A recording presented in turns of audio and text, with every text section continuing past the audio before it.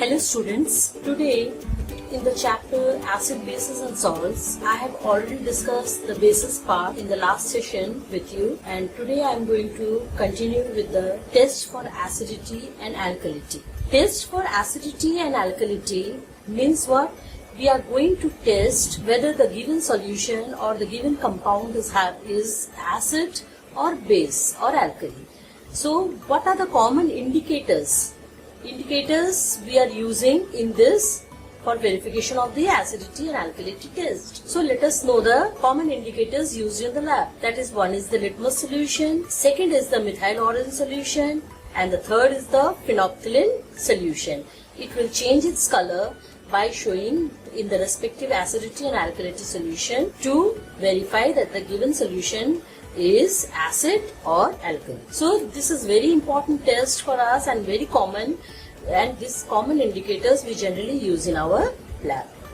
Now coming to the next point, I am going to discuss today about the ionic product of water, which is represented by Kw. It is a substrate K and W. And next point after that I am going to discuss about pH. pH means P is the power of hydrogen. Hydrogen ion, power of hydrogen ion we are going to discuss with a special device known as pH scale. So let us begin with the ionic product of water. Ionic product of water. First of all, in ionic product of water, what do you understand by this statement? In this statement we will know that the water ionizes to a very small extent. Water always ionizes very strong, very small extent it get ionization, because litmus solution and all this thing by the testing we can do, but with the process of this ionization, let us know that pure water ionize very little or very less. Okay, now then how will you understand the concentration? And we know that when water ionize into, when it get ionized, it decomposed into hydronium ion plus OH minus ion, hydroxyl ion. These two ions we generally get when water ionizes into the solution. Then these are the two respective ions which are also found in aqueous state. Now in pure water, this is the, you have to remember this, that pure water is found to be how much the value? 1 into 10 to the power minus 7 mole per, okay, this one you have to remember, that pure water is found to be 1 into 10 to the power 7 mole per liter. Now we know that all aqueous solution contain both of this ion in them. Aqueous solution, it contains both of the ion in them, that is, one is hydronium ion, one is hydroxyl ion. Then what all aqueous solution contain both of this, and then what will be the product of their concentration? Product of their concentration will be how much? I have taken one, that is 1 into 10 to the power minus 7 into 1 into 10 to the power minus 7, because both, one for hydronium, one for hydroxyl ion. Then total is equal to how much it comes out then? It will come out as 1 into 10 to the power minus 14 mole per liter. Now mole also get multiplied, mole 2, that means 2 times liter in this way, and this takes place at a which temperature? Normal temperature you have to give at 25 degree centigrade.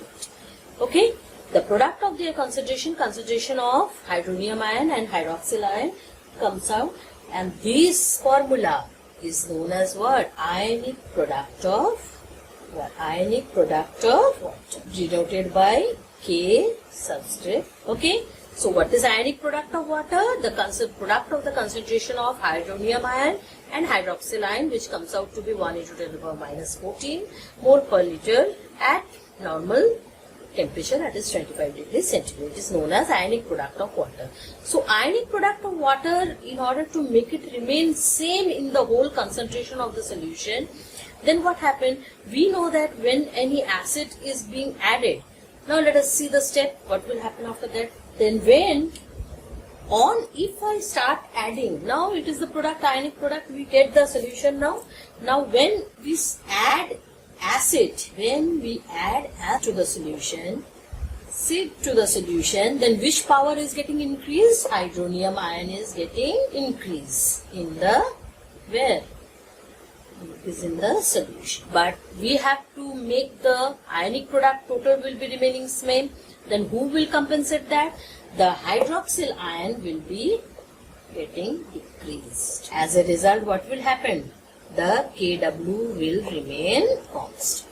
Means from the outside you will not be able to understand that the product remain the, because as soon as we add this it get increased, but it will compensate with that, it get decreased, and so that the total ionic product remains constant. Similarly, the reverse will take place when we add an alkali to the solution. Alkali to the solution, then what it will increase? OH minus will increase. Then what will happen? Then automatically the OH minus will be increased, and to compensate that, H3O, that is hydronium ion, will get decreased to maintain the concentration of ionic, so that Kw remains same. Okay students? Now, one more point is there. Then nature of the solution. What do you mean by nature of the solution? That means when we are adding any solution, that means the nature, the quality of the solution depends upon which concentration out of this. The nature of the solution depends upon this. The nature of the solution depends upon the concentration of hydronium ion. Okay, where hydronium ion in the, clear students? So we are indirectly or directly we are coming to the hydronium ion. So nature of the solution depends upon the concentration of the hydronium ion. How much hydronium ion has been given in the solution, that depends upon, that is being decided by the nature of the solution. In this way we do this nature of the solution, that means it will be decided by this. The next level will be what? The next level will be, let's see. Now, one of the Danish biochemists, he discovered a scale for this, for discovering for taking out the hydronium ion concentration, how much you have to calculate how much hydronium ion has been dissolved in the given aqueous solution. For that he took a device known as pH scale, and he has given the name that the pH will be telling you, that means it will tell you the how much power of hydrogen ion concentration is there in the solution. So let us see what is pH. pH is the power of hydrogen, small p capital H. pH of a solution is the negative logarithm. Negative logarithm, log you have learned I think in the mathematics, logarithm to the base 10. To the base 10 of the hydrogen ion concentration expressed in moles per liter. That means what is their base 10 hydrogen ion concentration in terms of mole per liter. Now we are coming to the, let us see what will be the equation it follows. pH is equal to log 10 base 10 1 by hydrogen ion concentration H plus. Now this one need to be go up, then I am giving the minus here, is equal to minus log base 10 hydrogen ion concentration of this. This is called the pH value of this. Now we will see with the help of pH scale. pH scale is the device that shows us how much that represents the hydrogen ion concentration of the given solution. So let us see how it goes. Let us see the pH. Now this pH scale ranges from 0 to 14. It ranges from 0 to 14. Now 7 is the neutral. Neutral for pure water and all the organic compounds you can take for the neutral. Pure water, you can take the example of this. Pure, it should be. It should not contain any impurity in them.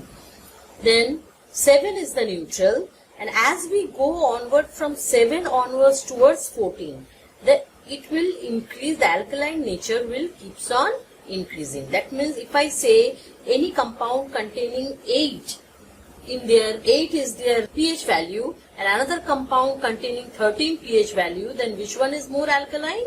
13, which is having the 13, the pH value, that will contain the more, that is more alkaline in nature.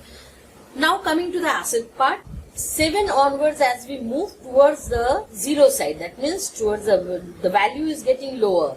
the lower the value will be there, the more the acidic quality will be there. That means if any compound containing 5 pH value or any compound containing 2 pH value, the compound containing 2 pH value will be more acidic compared to the 5 containing pH value. In this way, we understand that the pH scale decides that which compound is containing what, okay? Which compound is containing which type of, whether the given compound is acidic in nature or it is alkaline in nature, and what type of alkalinity, whether it is a strong alkali, this type 5, 6 and all, it comes around under the weak alkali. And from 3 onwards to this 5, 6 and 4 you can take it as a weak, and 1, 2 and 3 you can take as a very strong acid. This is weak acid, this is strong acid. Similarly, this part also you can do, it is a weak alkali, and this part you can take as a strong alkali. Okay, so in this way the pH scale is being used for determination of the given solution is acidic in nature or alkaline in nature. But this is for the colorful solution we can do easily, and in this way with the litmus solution we can easily find out. What about if the solution is colorless? Then what we will do? It is having more and more mixture of dyes and all, then what we will do? Let us see. For a colorless solution, what we are going to use? We are going to use the universal indicator. What is universal indicator? Why it is so much special other than the pH scale? Universal indicator is a mixture of indicator dyes that gives a spectrum of colors. Spectrum of colors means color variation will be shown from as we move from the acidic part, from neutral to acidic part or neutral to alkaline part, depending on how much acidic or alkaline a solution is. So it is a mixture of dyes, so it will be color will be variation will be there. Now it is very important point, it gives different color at different concentration of hydrogen ion in a solution. That means if you change the concentration of the hydrogen in the given solution, the color will also vary. So let us see the same pH scale I have drawn, but it is based on universal indicator. You will get the real actual diagram in your book itself. Now you see 7 is as usual, it is a neutral, and which shows the color green. Okay, as we move towards the basic side, the color starts from blue. As we go towards the strong side, more and more towards it, then it changes to indigo, and finally when we go to the indigo, that means violet, that means when we reach to the very extreme point of alkaline, that means it's a highly alkaline. Now for the acidic side, we see that first we go for the basic side, that means the acidic side, basic side it is clear, alkaline side that is blue to indigo, then to finally violet. Now coming from the neutral towards the acidic side, the green, if it is neutral it will change to green, otherwise the yellow when it is very weak acidic, yellow towards the pink, then finally comes to red. Then these are the extreme point of alkalinity, extreme point of acidic in nature, and neutral is showing with the universal indicator with the green color. And as we increase the concentration of the hydrogen ion in the solution, the colors will show some variation. So this is the rule of the universal indicator. So this is all in all. Now we will come to some of the daily importance, why pH is so much important for us. Let us say about the importance of pH in our daily life. That means how much importance is pH in our daily life. So let us see, in various fields pH plays a very important role. In agriculture also you will find that rice grow better in little bit slightly acidic soil, as well as sugarcane in neutral soil. So in this way we will find that if the pH will be little bit variation will be there, then automatically we find that some of the crops grow very well in them. Next point is, if in the rainwater, you know very well, acid rain. So if the pH value is less than, if the pH is less than 5.6, then the rainwater is said to be acid rain. That means less than 5.6 means what? It is going towards the more acidic side. That means if it is less than 5.6, it is declared as a acid rain. So you can easily understand that it is very much harmful for us also. And acid rain, and it is not good and reduces the fertility of the soil and all. So it has to be maintained. This figure has to be, it should be more than this, so that our crops will be. In medicine also, you see, next point is medicine. You will see in the blood test, all the tests we are doing, blood test, urine test, and all this thing, we find that the pH plays a very important role in that. Okay. Now coming to the digestive system, you know, children, about this digestive system. We have in our stomach HCl. Okay. The HCl, that means what?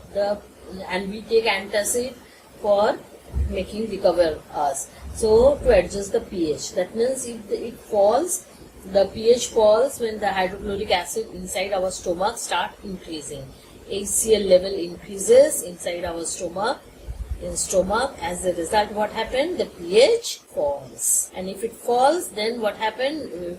In order to recover ourselves, we take all the antacid, that is MgOH whole 2, that is milk of magnesium, all we are taking as a to give a relief. If the pH falls in the tooth decay, you will find that when teeth start paining, that means what? The bacteria of the food start creating the problem with our tooth, and if the bacteria present in our mouth, they start, and the pH level falls down, producing germs and all, and in this way the pH level falls down below the 5.5. Then what happened? Tooth decay start. Why pain? Because tooth decay starts. In many of the toothpaste, you will find that in the form of calcium phosphate and all this thing we take in the form of the toothpaste, it is being used, and some tablets also sometimes given to us to recover this. Okay. Now coming to the bee sting, very well known, this one. You have learned in the lower classes also that bee sting, it contains acid in them. Yes or no? It contains acid in them. Then what happened when we get stung by it? Then what happened? It gives the pain because the acid goes there and the pH level falls down. As a result, what happened? It has to be recovered by giving some alkali, strong alkali, or any alkali you give. A base should be given to get the relief. So what type of acid you can easily available in our kitchen? The baking soda. Okay. So all this thing we can easily give. Then this should be given to give the relief to it. So these are some common uses of our daily life of the pH, which we are regularly using in our daily life, should be known to you. So some of the uses you should know about it. So in this way we have finished the first part of this lesson. Exercise 3A we will discuss in the next session. Next session I will give you the PDF of this. In the next class I will discuss about the salt and their preparation. Hope you have understood. In the last session I have discussed with you the bases, their classification, on the basis of their acidity, preparation, properties, that is the chemical and the physical properties, and some uses of bases. Along with that, the pH test for acidity and alkalinity, and universal indicator, importance of pH. In the next class, we will go to the salts. So hopefully you have understood this, and try to practice, try to read on this chapter and go through them nicely. Have a nice day. Thank you.